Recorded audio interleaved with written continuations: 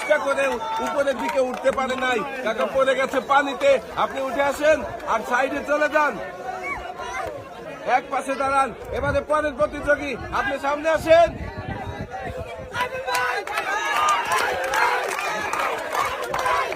আমাদের এই প্রতিযোগী কি পারবে পতাকা ছুঁতে? আপনি প্রস্তুত?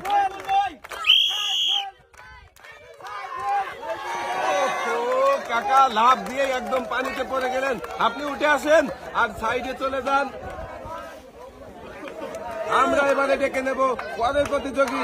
এই আপনি সামনে আসেন, দেখা যাক আমাদের এই প্রতিযোগী কি করে। আপনি প্রস্তুত?